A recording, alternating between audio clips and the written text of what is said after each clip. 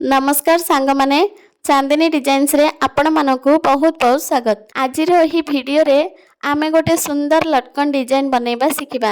आपण देखि पारुथिबे ए लटकन टी केते सुंदर हेची, बहुत ही ट्रेंडिंग भी चली छि।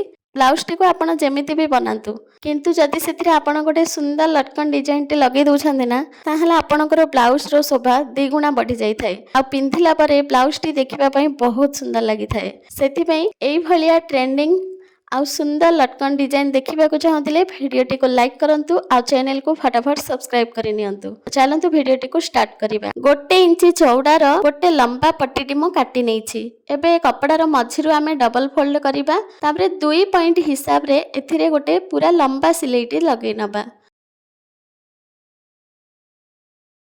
तो देखंतु मु ए पट्टी रे गोटे लंबा सिलेइटी लगै नेछि।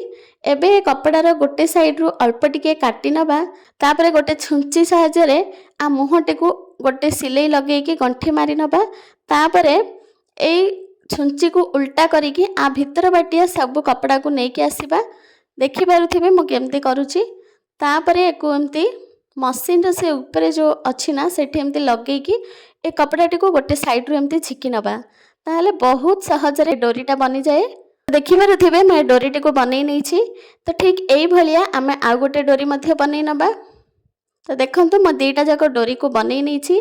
एबे दुईटा जाकर डोरी को समान करिकि तार दुई पट साइड रो अल्प टिके टिके काटी नबा, ताहले आ कोटा भी सान बड़ रहिबनी।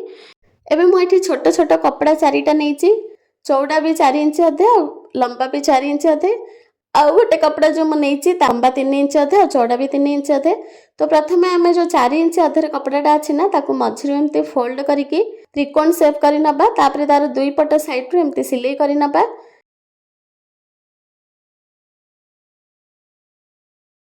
तो सिलाई कर साला पारे आपण मझिरे से डोरीटी को एमती रखि नेबे।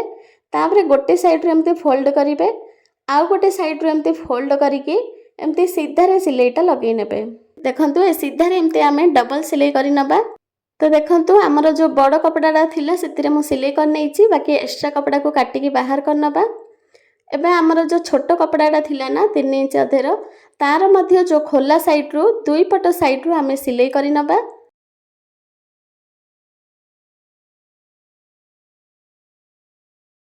एबे आमे जो डोरी को आनी कि ए छोट कपड़ा ऊपर रखी कि पुणी आ दुई साइड रु फोल्ड करिबा, आउ आ मझिरे सीधा सिलाईटा लगै नबा।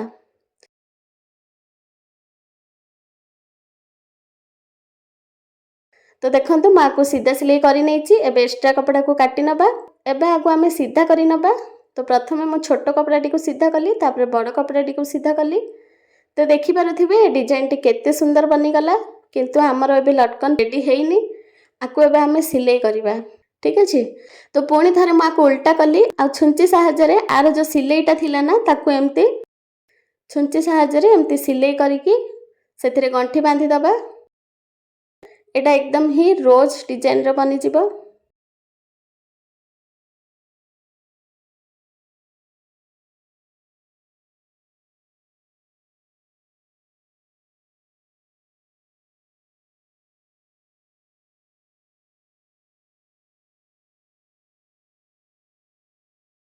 तो देखंतु मो सूतारे एठी गंठी बांधी के सिलाई करि नै छी। एबे आकु मो सीधा करिकि आपण को फाइनल लुक टा देखौची। तो देखंतु सांग माने आर डिजाइन टा केते सुंदर हेची। आपण देखि पारुथिबे बिल्कुल रोज डिजाइन टा हेची आ बहुत ही ट्रेंडिंग रे चली छी। तो एई भलिया सुंदर लटकन डिजाइन आपण बनांतु आ ब्लाउज रे लगांतु। तो सांग माने भिडियोटी भलो लागिथिले भिडियोटी को लाइक करंतु, शेयर करंतु आ चैनल रे नुआ देखुथिले चैनल टी को सब्सक्राइब करि नियंतु। रहिले सांग माने नमस्कार, जय जगन्नाथ।